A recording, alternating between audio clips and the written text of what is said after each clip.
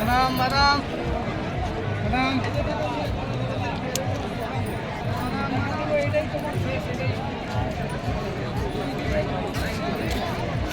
নিয়ে গেলে দেখা যাবো শেষ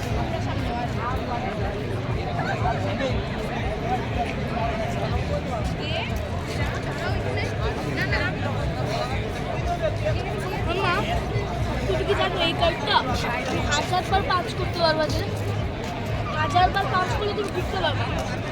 কেন জানো? কিন্তু তুমি এটা 1000 বার ইউজ করতে পারবে না।